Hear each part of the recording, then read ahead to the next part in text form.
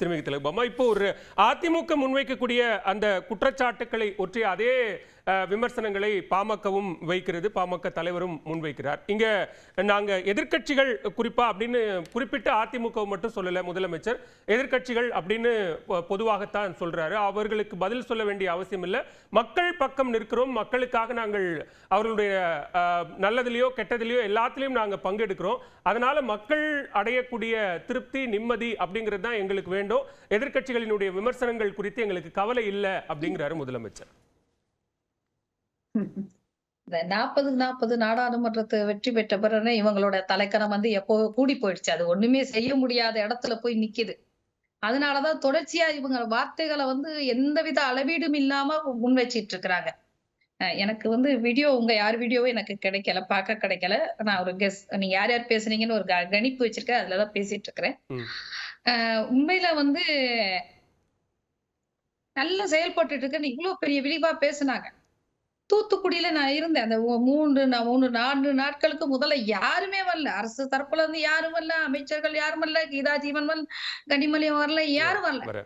ஆனா ஒரு வாரம் கழிச்சு தண்ணி வடிகிற நேரத்துல எங்க தண்ணி கொஞ்சம் காலு கெண்டங்கால அளவு கிடக்குதோ அதுல முதலமைச்சர் ஷூட்டிங் எடுக்கும் போது நான் பக்கத்துல நின்று அதை பார்த்துட்டு இருக்கிறேன்.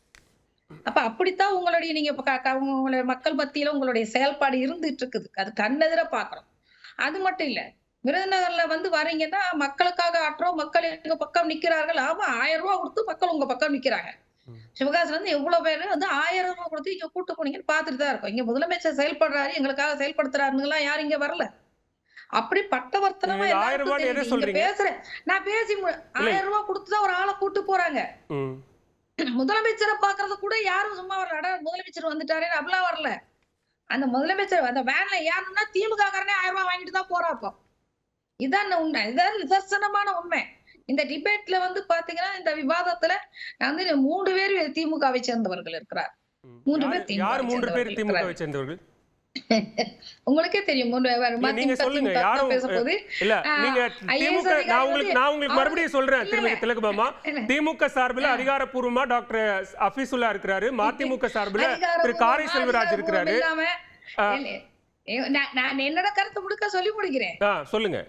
ஐஏஎஸ் அவர்கள் அவருடைய கருத்தை நான் ரொம்ப உன்னிப்பா கவனிக்கிறாள். ஆனா இன்னைக்கு அதிமுக ஆட்சியில நடந்தது அப்படிங்கிறத பெரிய கொல்லிக்கட்டை எடுத்தோம்.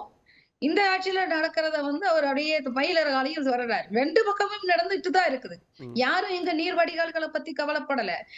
கிளைமேட் சேஞ்ச பற்றி தொடர்ந்து பேசிட்டு இருக்கிற ஒரே கட்சி பாட்டாளி மக்கள் கட்சி தான்.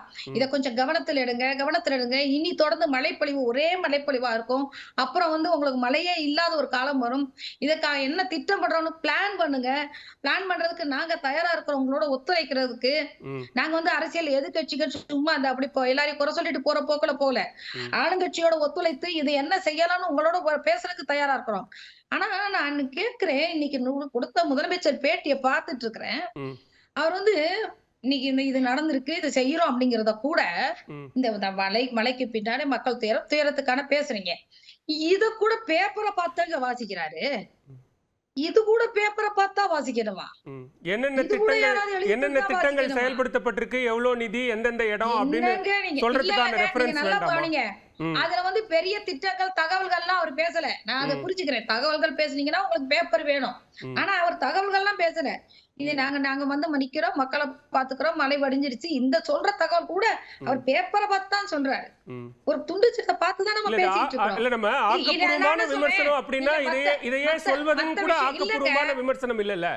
நீங்க நடவடிக்கை எடுக்கல, அரசு மீதான விமர்சனம், எதிர்க்கட்சிகள் மீதான முதலமைச்சரின் விமர்சனம் அப்படிங்கிறது வேற. ஆனா விமர்சனத்துக்குள்ளரவே ஒரு ஆக்கப்பூர்வமான விமர்சனமா இதையெல்லாம் பார்க்க முடியுமா அப்படிங்கிற கேள்வி இருக்கு. எந்த விமர்சனத்தையும் யாரும் பேசுனா வேலை இல்லாம பேசுறீங்கன்னு சொல்லுவீங்க. ஐயாவோட அறிக்கை உங்களுக்கு அவ்வளவு தகவலோட தரவுகளோட சேருது. அதையே அவங்க வேலை இல்லாம தான் சொல்லிட்டு போக தெரியுது. அப்ப நீங்க கொஞ்சம் யோசிங்க. நீங்க உங்களுக்கு விமர்சனம் சொல்றதுக்கு தகுதி வேணும்னு யோசிச்சீங்கன்னா அரசு சர்வாதிகாரத்தை நோக்கி போயிடும். குற்றச்சாட்டை யாரும் வைக்கணும்னு உங்களை வச்சு அரசியல் பண்ண வேண்டிய அவசியம் இல்ல. இன்னைக்கு மக்களுக்கான குறைகளுக்கு பேசுறதுக்கு, மக்களுக்கான குரல் கொடுக்கறதுக்கு தான் கட்சிகள் எதிர்கட்சிகள் முன் வருகிறோம். இங்க தூங்கும் போது அங்க திறந்து விட்டாங்க. ஆமாங்க, அது தவறு. நீங்க தவறுன்னு சொல்லும் போது அந்த தவறை நீங்க கேட்கலையா அப்படி கேட்கும் போதே நீங்க தவறு செய்து ஒத்துக்கிறீங்க. நான் தவறு செய்தேன், ஆமாங்க, இந்த இந்த இதுக்கு 4000 கோடி அறிவிச்சோம், 4000 கோடி செயல்படுத்தி இருக்கிறோம் சொன்னோம். அதுக்கான திட்டம் எந்த போட்டீங்க? அதுக்கப்புறம் மழையே தண்ணி நிக்குதுங்கிறது பதில் இல்லையே. இங்க இருக்கிற எல்லா இடங்களிலும் வடிகால் வாரியங்கள் அத்தனை எல்லாமே இன்னைக்கு எதுவுமே தூர்வாரப்படல. ஒண்ணும் இல்ல, திண்டிவனத்துல இன்னைக்கு அவ்வளவு கிடங்கல் ஏரி திறந்து விடப்பட்டிருக்கு. காரணம் என்னன்னா, முறையான இடத்துல தூர்வாராதனால அந்த ஏரிகள்லாம் நிறைஞ்சு வழியுது. உங்களால தண்ணியை பத்திரப்படுத்த முடியல, வச்சிருக்க முடியல, கொள்ளளவு நிரப்ப முடியல. காரணம் இதுதான். நம்மளுக்கு தெரியுது மழை கூட வருதுன்னு, அப்ப நம்ம கூடுதலான தூர்வார வேலைகள்ல முன் வந்திருக்கணும் இல்ல. அது எங்கேயுமே இந்த குற்றச்சாட்டுகளை நான் மதிக்கவில்லைன்னு பேசுறது ரொம்ப ஆபத்தான போக்கு. நான் முதற்கட்ட கருத்தை எடுத்துக்கிறேன் திருமிகு திலகபாமா. அடுத்த சுற்றுல தொடர்ந்து பேசலாம். திரு காரை செல்வராஜ், எதிர்க்கட்சிகள் விமர்சனமே வைக்க கூடாதா? அது என்ன மாதிரியான விமர்சனம்? தவறை சுட்டி காட்டுவதா இருக்கட்டும் அல்லது அரசியல் ரீதியானதா இருக்கட்டும், ஆனா அது விமர்சனமே வைக்க கூடாதா அப்படின்னு கேக்குறாங்க. இல்ல, அந்த விமர்சனங்களில் ஒரு தரத்தோடு கூடிய விமர்சனமாக, இந்த பேரழிவிலிருந்து மக்களை காப்பாற்றக்கூடிய மக்களை காப்பாற்றக்கூடிய விமர்சனமாக அரசாங்கம் என்னோட நேரத்துல நீங்க குறைச்சிட்டீங்க. இல்ல, உங்க நேரத்தை குறைக்கல. எல்லாருக்கும் இல்ல திருமிகு திலகபாமா, நான் யாருக்கும் நேரத்தை குறைக்கல. உங்களுக்கான நேரத்தை, முதற் கருத்துக்கான நேரத்தை உங்களுக்கு கொடுத்திருக்கிறேன். அடுத்த சுற்றுல பேசலாம். அவரோட முதற்கட்ட கருத்து எல்லாரும் பேசும்போது அவருக்கு எதிர்கருத்தும் வந்தது, அதையும் நீங்க எதிர்கொண்டீங்க. பேசி முடிங்க. அந்த தரம்னு சொல்லும்போது அந்த தரம் என்ன? சரி, முடிக்கட்டும். தர அளவீடு என்ன, எதை வச்சிருக்கீங்க, எனக்கு அது சொல்லுங்க, நானும் தெரிஞ்சுக்கிறேன். சரி, ஓகே, பேசி முடிக்கட்டுமே. Let him complete. எதிர்க்கட்சிகளோட பணி என்பது ஏற்படுகிற குறைகளை அரசாங்கத்தினுடைய கவனத்திற்கு கொண்டு வருவதுதான் எதிர்க்கட்சியினுடைய பணி. அது மக்கள் நலனை நோக்கிய குற்றச்சாட்டுகளாக இருக்கணும். அரசாங்கம் செய்கிற தவறுகளை சுட்டி காட்டுவதாக இருந்தால் நிச்சயமாக எவருமே ஏற்றுக்கொள்ளக்கூடிய இடத்தில் இருந்து தான் ஏற்றுக்கொள்வார்கள். ஆனால் ஒரு இடையிலே அரசியலை புகுத்தி ஒரு 11 பாயிண்ட் சொல்லியிருக்காரு அவங்களுடைய அறிக்கையில். பார்த்தீங்கன்னா அதை வரிசைப்படுத்தி நீங்கள் பார்த்தீங்க அப்படின்னு சொன்னால், இந்த பேரிழப்பை சந்திப்பதை விட அதில் இருக்கிற நுட்பமான அரசியலை வெளிக்கொண்டு வருவதற்கான அறிக்கைகள் அதில் அதிகமாக இருக்கிற பொழுது தான் முதலமைச்சர் கடந்து போயிருப்பார் என்று நான் நினைக்கிறேன். ஏன்னா நான் படித்த வரைக்கும் எனக்கே அப்படி மனசில் தோணுச்சு. இதில் முக்கியமாக இயற்கை பேரழிவு என்பது ஏற்படுத்துகிற பாதிப்புகள், இயற்கை பேரழிவோடு சேர்த்து மனித தவறுகளால் ஏற்படுகிற பாதிப்புகள்னு 2 இதாக பிரிச்சுக்கலாம். ஏன்னா மற்ற விடயங்கள் எல்லாம் அவங்க பேசிட்டாங்க.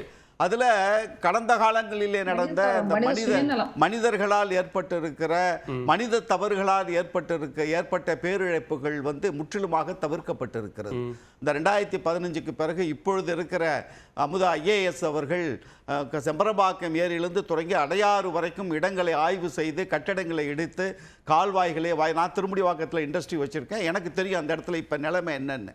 அதை சீர்படுத்தியது என்பது இந்த நேற்றைக்கு பெய்த மழையில் கூவத்தில் எந்த இடத்திலேயுமே அடைப்புகள் இல்லாமல் தண்ணி வாட்டர் ஃப்ளோ ரொம்ப இயல்பாக போனது என்கிற செய்தியை நம்ம பார்த்தோம்.